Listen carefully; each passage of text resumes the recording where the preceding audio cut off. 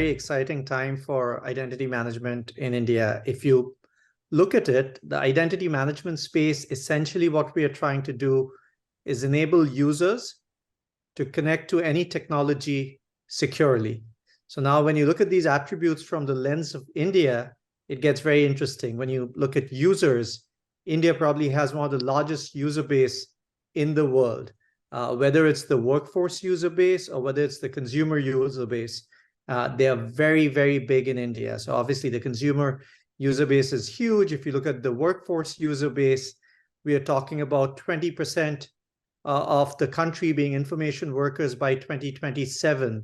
That number is around 6% right now. So that's a large number of information workers rapidly growing. So that's a huge user base, both from the workforce side and the consumer side. The kind of technologies they are connecting to, obviously all global technologies, but there are many India-specific technologies as well. There's a tremendous proliferation of devices. Many of the users are mobile first and mobile only. There's a wide range of devices. There's a lot of bring your own device to work happening. And also there are lots of very interesting digital technologies unique to India. So if you look at Aadhaar ID, or if you look at DigiYatra, all this makes the relevance and importance of identity management in India more important than ever.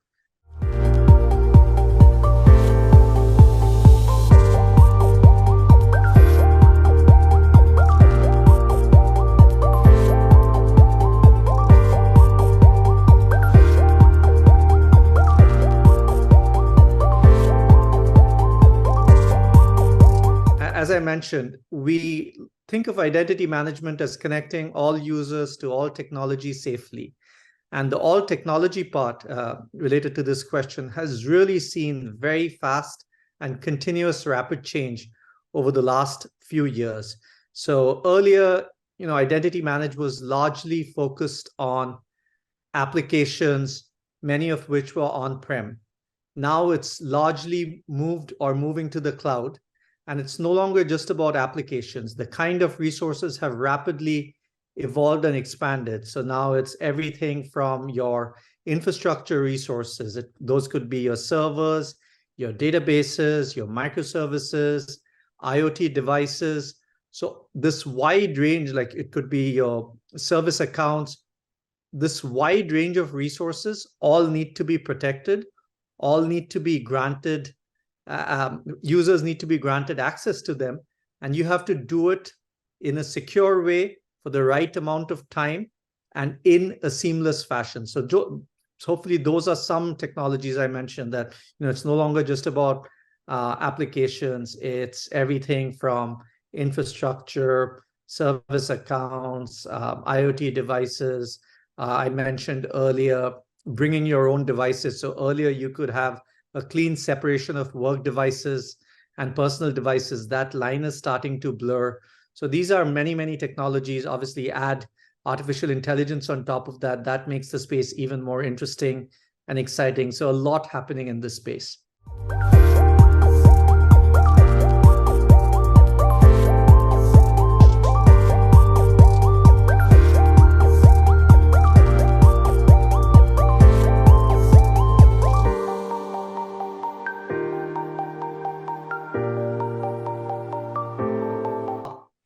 So it's extremely important, and I'll split the answer up into the workforce identity side of things and the consumer identity side of things. On the workforce identity side, there are two big reasons why identity management is so important. Number one, identity is the glue and connecting layer. In a world where there's been a tremendous proliferation of devices, tremendous proliferation of SaaS applications, tremendous proliferation of infrastructure resources, identity is the layer that really brings it all together in today's best in breed kind of technology stack, where the workforce user is using many, many tools, hundreds of them, to really build their overall technology story. Identity is the layer that puts it all together seamlessly and enables the business to function leveraging all these tools. So it is truly the connective glue. So that's why it's extremely important. The second layer is identity is the new security perimeter. Earlier, even a few years back, the workforce space was quite clearly separated, where you had, your network could be your perimeter, you had work devices, you had your work firewall, you had clear classification of who's an employee, who's not. All these lines have blurred over the last few years in a world that's starting to be increasingly hybrid, often remote, and where the gradation of like who's an employee is regularly changing. So it's no longer just your classic employees, it could be contractors, business partners, everyone. In that world, identity is actually starting to draw the security perimeter. So for each user, there's a unique set of resources that they have access to, and you have to almost draw a unique dynamic perimeter based on who the user is, what they have access to, and the context of the user. So even for the same user, the same resources, depending on the context, the perimeter, the needs could be very different. And identity is the layer that's defining that. So this makes identity extremely important in the workforce scenario. In the consumer scenario, it's always been this tension between user experience and privacy. And identity is the layer that's actually striking the right balance and facilitating both. So your customers, your consumers, their identity is critical. Knowing who they are, how they use your product is extremely critical, but all of this has to be done in a secure way, in a privacy-friendly way, in a compliant way, and it's the identity layer that makes all of this happen. So across both workforce identity and consumer identity, I think the relevance of identity is higher than it ever has been, and I envision that particular trend to continue.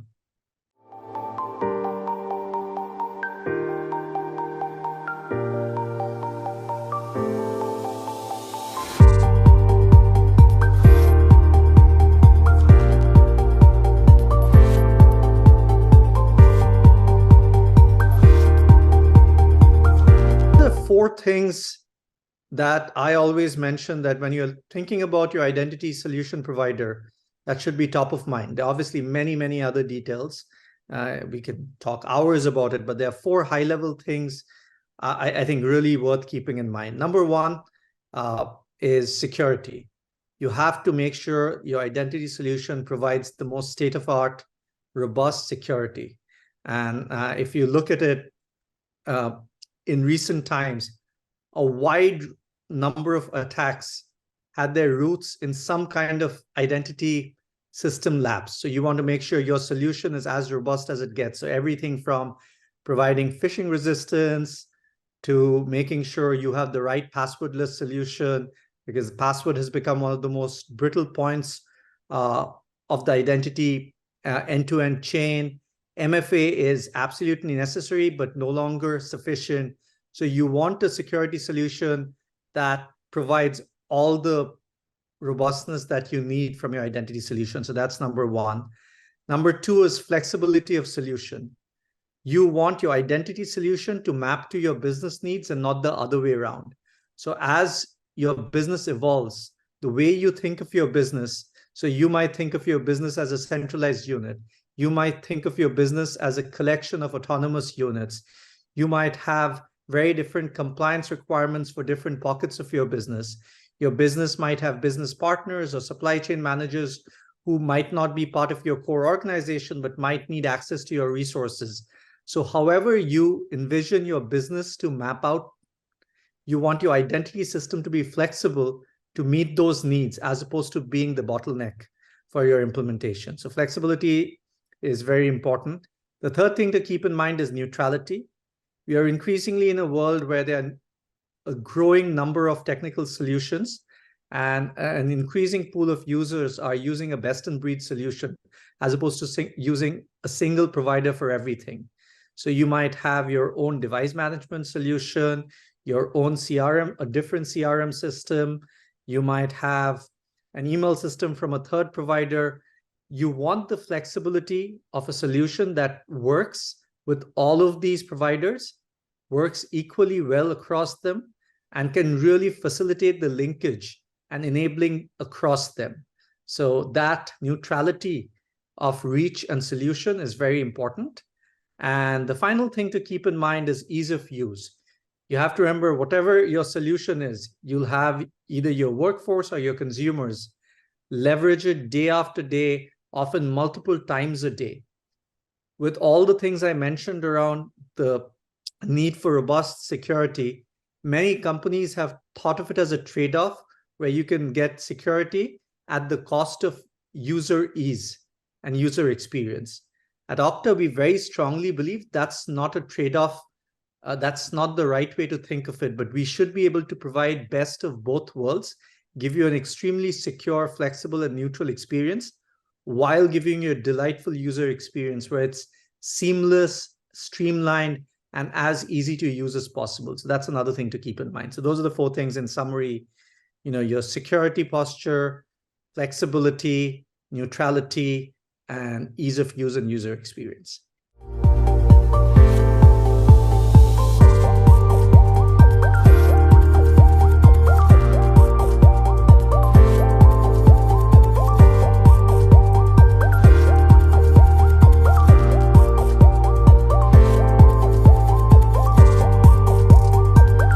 Increasingly, almost every business is having either a large or some tech component. As I mentioned, one of the things that have really happened and accelerated over the last few years, the clear lines have started to blur. Earlier, it was very straightforward that, these were your digital businesses. These were your brick and mortar businesses. This was your employee base. This is your office. All of that is starting to blur. So even if you let's take a look at some of the gig economy heavy businesses, which are often seen as, there's a large physical component to it. There's still a lot of technology being leveraged. Everything from like how people are communicating with each other, what tools they have access to, how they are tracking the customer experience, how they are tracking delivery of things, etc. So even for the largely non-digital businesses, the parts which are digital or digital reliant are increasingly growing. And in that world, one of the things we focused on is, again, that to provide that flexibility where you can map your business needs exactly to technology. So if you have a system where only specific users have access to the full digital solution, whereas others need to be protected from their own personal device point of view, we want to support that. If you have a world where it's mostly physical with some IoT devices, we want to enable that use case. If you have use cases which are completely digital, obviously we provide solutions for that. So we really want to adapt to a world where the gradation of digital and non-digital is blurring, and we have a solution that fits every size and use case.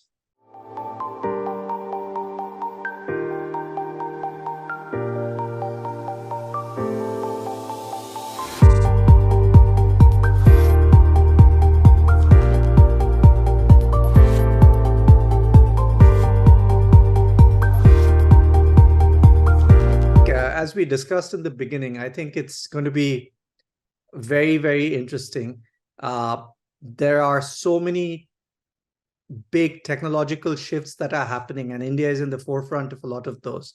If you see, there's a rapid rate of digitization. And again, it's happening extremely fast in India. The number of companies coming up, the number of technologies that we discussed, which are moving to some form of digital presence, this is rapidly growing. And anytime your digital asset base increases, it's very important to secure them and connect users to them seamlessly.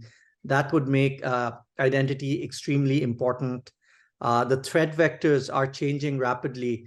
And again, every location, every country is different. So as the digitization happens, you want a solution that takes the threat vectors into account. I already mentioned things around how India has truly been unique with many of its digital identity efforts. So that'll play a critical role.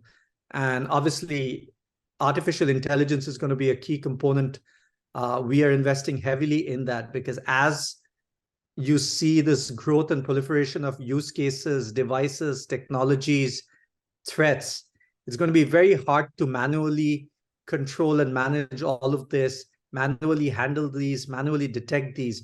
So you want an AI-driven, machine learning-driven solution that really scales and adapts to the dynamic needs. You take all of this and you overlay it with, like, just as I mentioned, the growing number of devices in India, the growing number of information workers in India, the sheer volume of users in India. We are talking about India being an extremely important part of the global identity market. Like the TAM we've often touted is like $80-ish billion. We've scratched the surface of it. We are 2-ish billion into that. And as we expand that, I see India playing a very critical role in that story.